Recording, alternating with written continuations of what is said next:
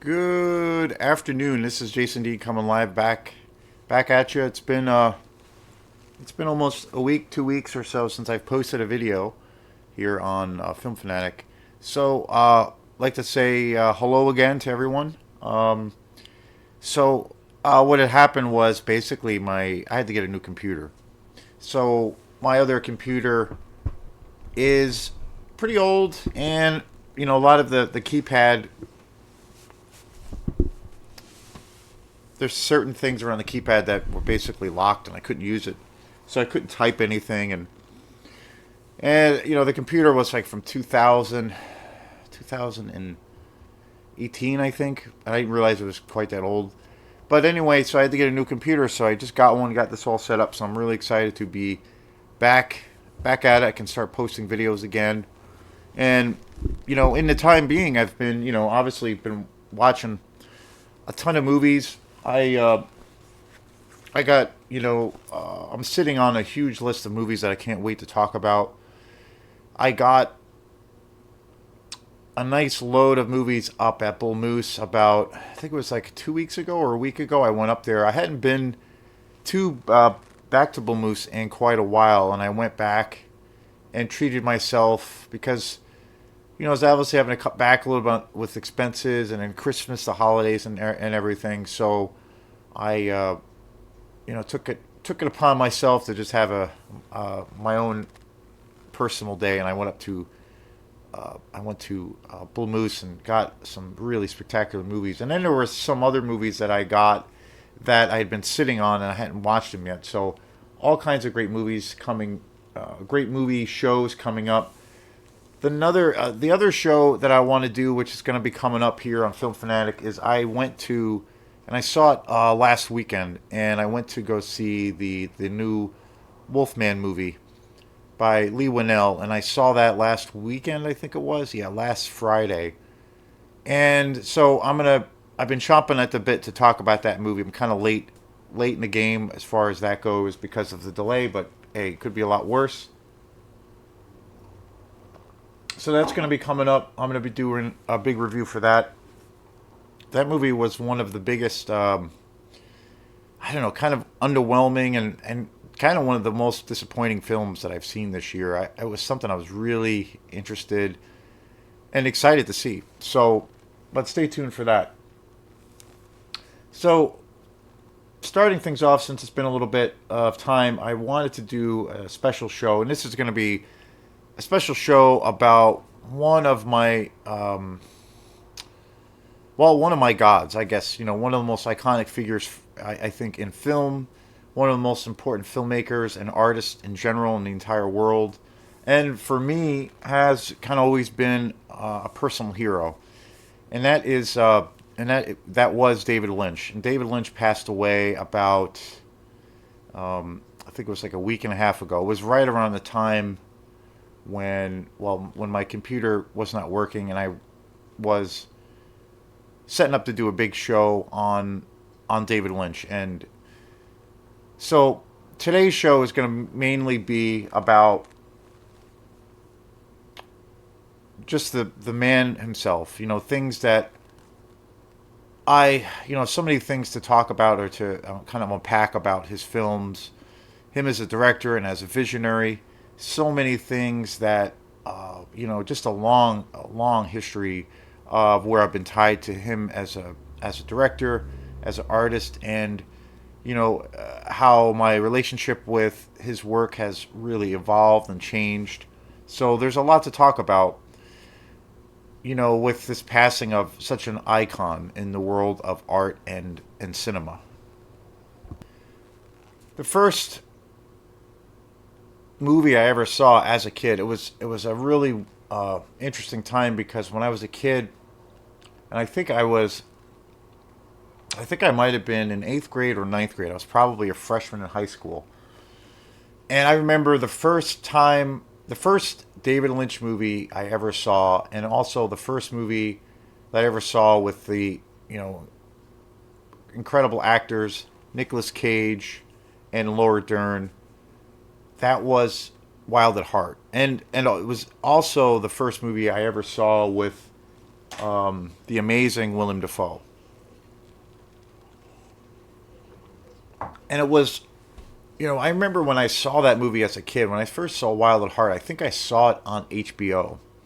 Back, way before streaming and all of the things that we have now, the luxury at our fingertips. We had, basic cable that had, Cinemax, Showtime, and HBO. HBO was definitely the most pioneering channel at that time. They were always ahead of its time. They still, I think, produce the best TV shows. But they used to show movies constantly, and that movie that I saw was that just again it was like a tidal wave, and I never seen any other film, or I never seen a world created that way. I never seen something like that on this you know on the screen before, and it was kind of this revelation. And to this day, that's what started me out as my introduction to David Lynch, of course.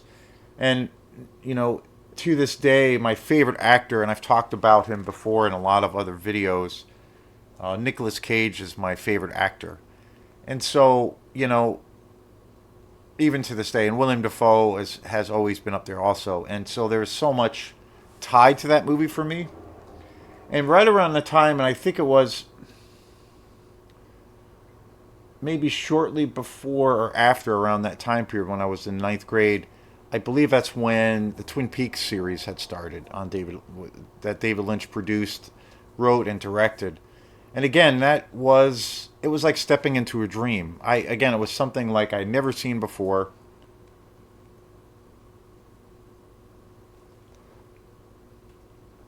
I couldn't compare it to anything, that had ever come before or even after. I fell in love with the music. Angelo Badalamenti, who unfortunately passed away, I think about 3 years ago. He was and still is my favorite film composer. I mean, he composed all the music for David Lynch. And Twin Peaks was my introduction to his music. And Twin Peaks, as well as Wild at Heart, it was the thing that was so unique about seeing those, well, Twin Peaks and Wild at Heart at that time, especially, and I got hooked onto Twin Peaks as a kid, and I remember watching it.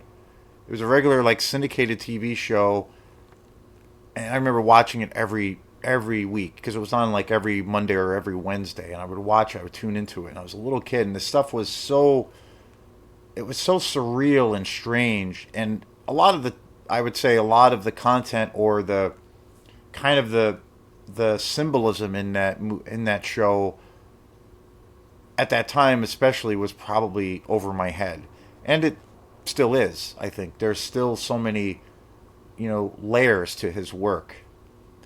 So, but especially at that time, it was probably a little bit more over my head. It was very, esoteric. It was very ambiguous, very strange. But the thing that always, I remember the thing, even at a young age, seeing his work, and it still, for me, is like kind of the main thing of why I think I love his work, is his kind of portrayal of life, where there's like this constant kind of juxtaposition where there's always elements of extreme light and an extreme darkness. There are moments of where it's horrific and terrifying, and it's also very surrealistic, and you don't know if you are walking in this kind of walking dream state, or if you are in reality, or at least what we perceive to be reality, or what our consciousness is, because we still as a species don't really know what consciousness is. And I feel like what David Lynch tapped into was that kind of, well, at least for me, in a very personal level, for me, is like what life really is. It's this juxtaposition, and there is this dreamlike quality. It's also presents the world, and it also presents the world in a very magical and kind of pure way, and beautiful way, and sublime, but also there are things in our reality that are, or at least what we perceive to be in our reality, terrifying and ominous, and where there's a sense of doom and fright. And so there's like his voice, I feel, as a director and as an artist, really gave all of those things a highlight. So, and it's all presented that way. And to me, that's, at least in my own opinion, and it's grown even more over time. For me, it's so realistic. It's to me it's like it encapsulates the the true human experience. And those, and the thing is that it was so incredibly wild at that time when that show, especially when Twin Peaks came out. I mean, that show was a mega hit. It was, one of the most popular television shows of the time, and I think even looking back, I think it still remains to be one of the most popular television shows. And it was such a weird time because, you know, especially during that time, it was, we went through the Reagan presidency, and then we moved into the Clinton administration. But the world was, pretty conservative, and I think now the world's even more conservative. But that's a whole nother story. But at that point, there's always been this ebb and flow with status quo as far as like people, accepting or like wanting to see the world with their own kind of morals and their own code, and that comes a lot from people's religious beliefs and all of these things. And I feel like that time was a pretty conservative time, and it's baffling to me when I think about when Twin Peaks hit and how it was such a massive hit, and they were, David Lynch became a huge celebrity, and Kyle MacLachlan and the rest of the cast, and they were on the cover of Time magazine. They were on like the Phil Donahue show, which was one of the biggest or the biggest like syndicated, kind of white bread American talk show host at the time or show, and they were the guests on that. And I was always like, wow, like I can't believe. I remember thinking like, wow, there's there's a lot more weirdos in this country than I thought. There's more people like me, but that wasn't really the case. But it was interesting to see something so strange and surreal be just embraced by the masses. And after that TV show, and especially Wild at Heart, I became hooked. I mean, and so many great movies. I mean, my favorite film of his of all time, my favorite David Lynch film, and I talk about that a lot. I mean, and then recently it's come up for obvious reasons in conversation with friends or people about the passing of David Lynch. And my film that I always pick or talk about that's always been my favorite is Blue Velvet. I think that movie is one of the most gorgeous and yet one of the most kind of terrifying movies at the same time. And again, it just plays up and focuses so much on that theme of like juxtaposition, the light and darkness that we experience in our lives. And everything I've always felt is has that kind of surrealistic quality. So I've even at times of like there's been a couple occasions where I've described myself where I've always felt like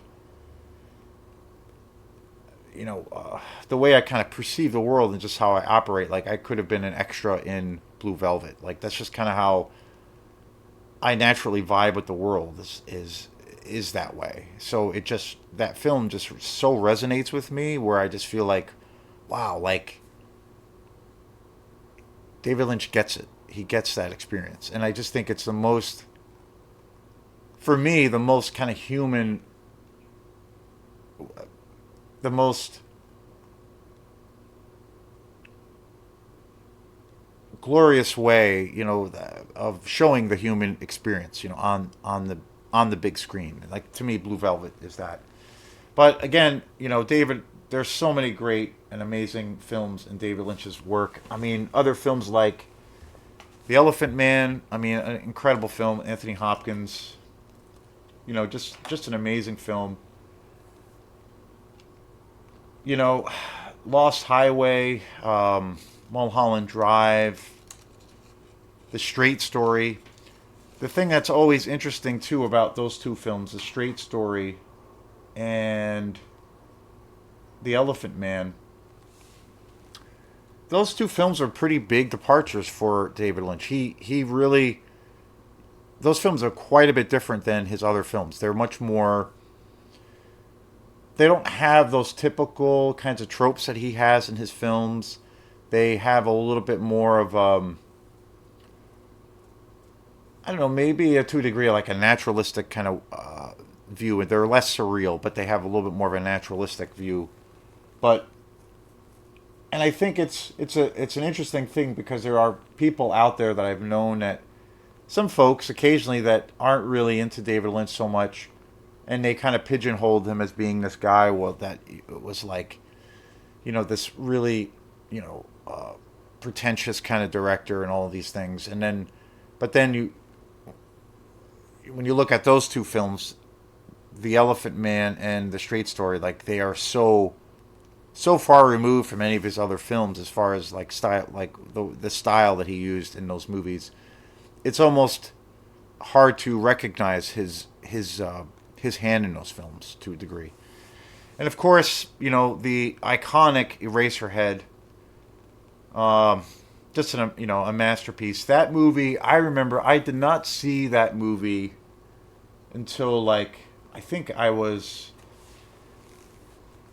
maybe out of college. That was the first time I ever saw Eraserhead, and I remember the first time I saw it, I think I was in high school, and I remember that movie just terrified the shit out of me, and I couldn't get through it. I couldn't make it through because it was just so terrifying and jarring. And I got this like overwhelming sense of like I felt so claustrophobic, like I couldn't breathe while when I was watching that film, and I couldn't watch it, and then fast forward quite a few years later when I was at a college and I watched it over at a friend's house, and I just was like, just completely transported by this film, and I was just like, wow, what was this? What did we just experience? And that's grown to be one of my favorites of his entire career. Just incredible. And so, and the last film that he directed was Inland Empire, which was a really big switch for his career because all of his films were shot on film, and he, and I think the way he used film was unlike any other director. And I felt like when he directed Inland Empire, which also starred Laura Dern, I believe that was like his change of making that change where he went totally digital as a director. And Inland Empire was I think, and I believe it was the only movie and first movie he ever did where he did shot it all digitally. And I like that film. That's the only film I would say out of his career that I don't really have a strong connection to. I think it's a really good movie. I've only seen it maybe once or twice. I remember it being pretty long. Like it felt like it was a little bit of a longer film and maybe dragged a little bit. But I still thought it was pretty interesting and cool, and kind of how what had those elements of what you expect from a David Lynch film.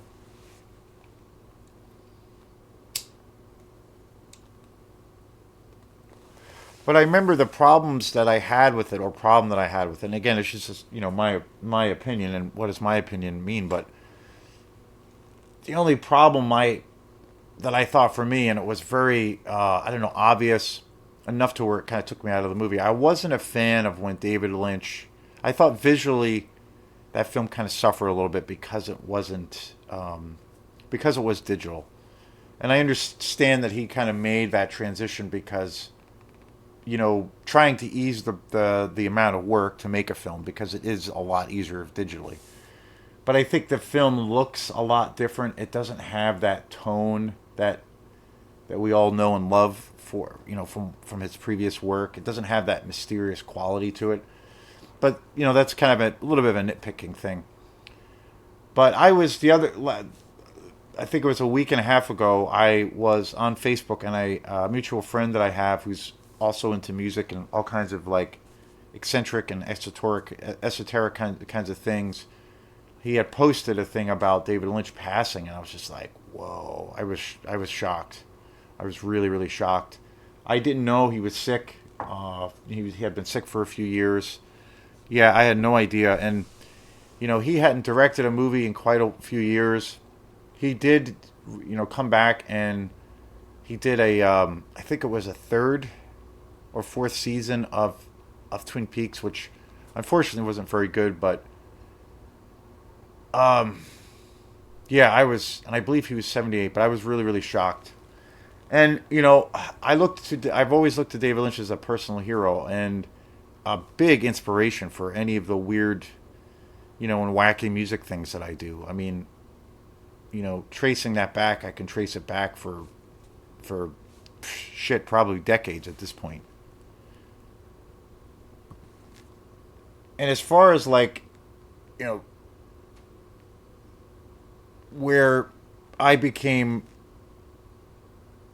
more than just a fan of David Lynch, where that all started for me, many, many years ago, I was in a band with my girlfriend at the time, Full Contact Kitty, and we were kind of this noisy punk band, kind of in this style or vein of like early, you know, Pixies, or the Pixies, were a big band, a big influence, and early Sonic Youth, Velvet Underground.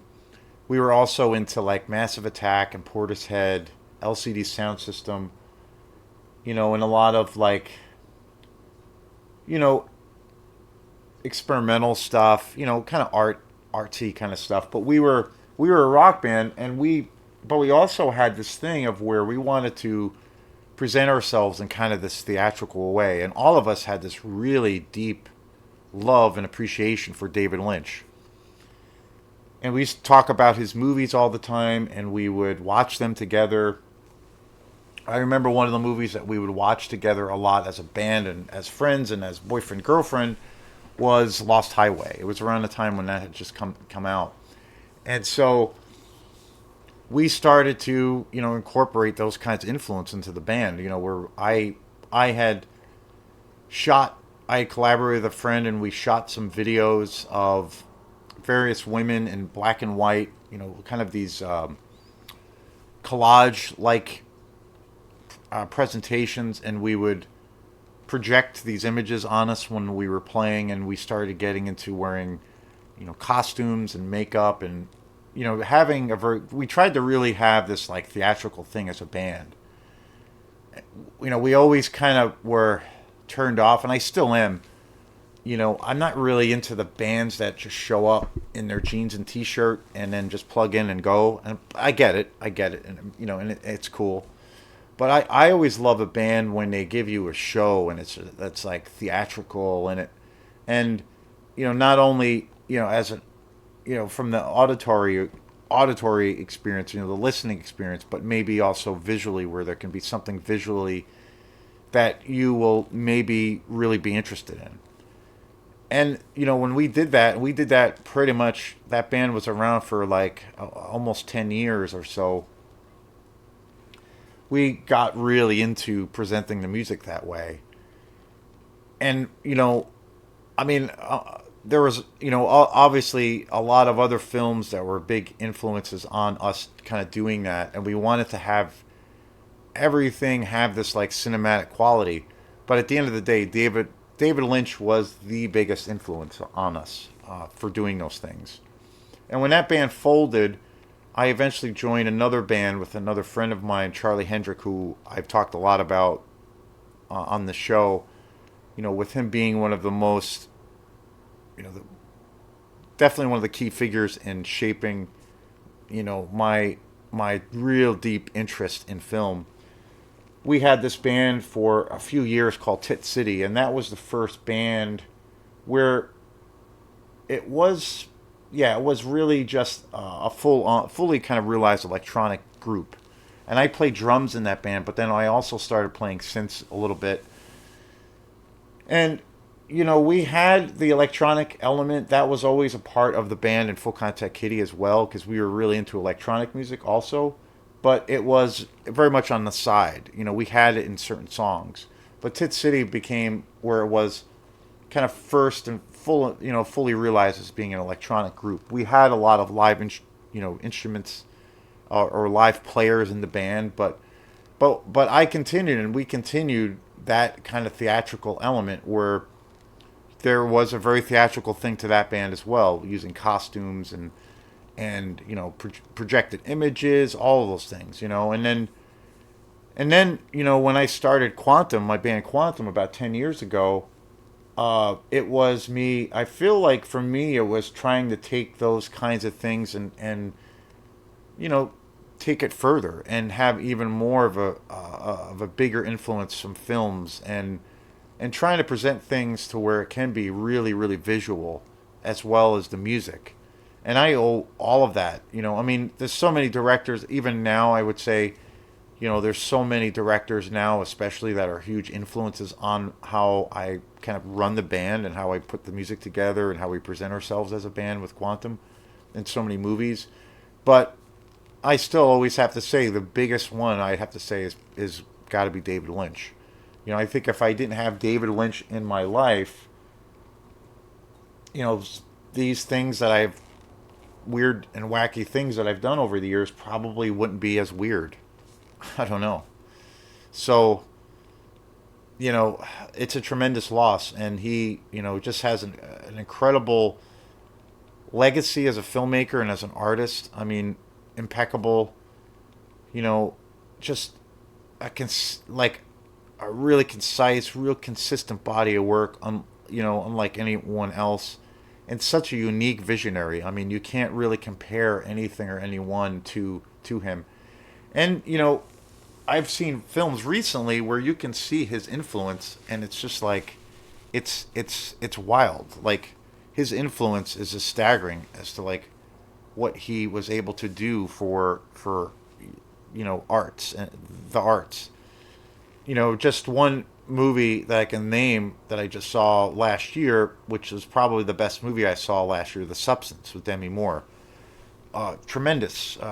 That film had a huge influence from David Lynch in it. So, and there's countless others of other directors, other filmmakers, other films that you could see.